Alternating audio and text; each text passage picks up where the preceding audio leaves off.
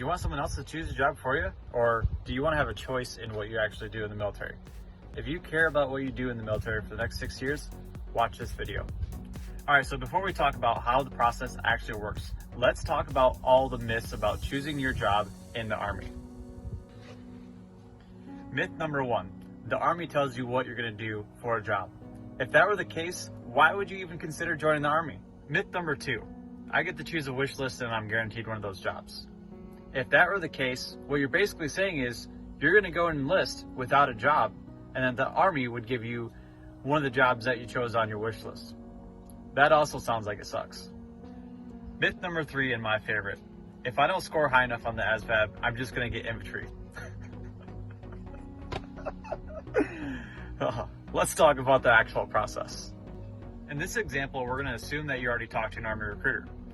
If you've talked to an Army recruiter, you should have taken the ASVAB or at least scheduled the ASVAB.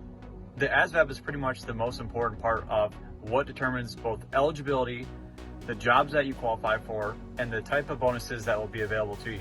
Once you've taken the ASVAB either at the school or in the office with the Army recruiter, you're gonna sit down and see what jobs you qualify for.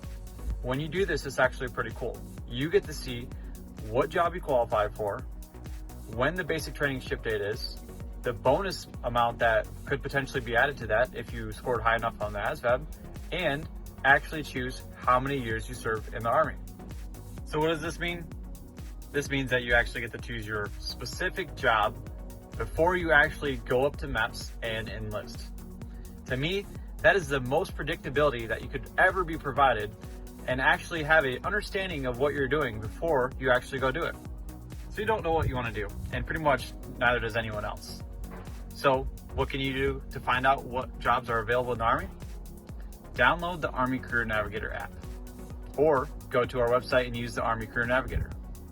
So now that you have chosen the job that you want to do, the Army recruiter will actually print you off a reservation with all the information that we talked about.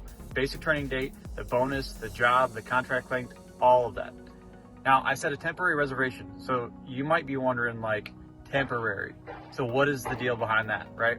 The deal behind that is that you still have to pass the ASVAB and you still have to get through the physical before that becomes a permanent reservation, which means that as long as you pass that, you get to have that job.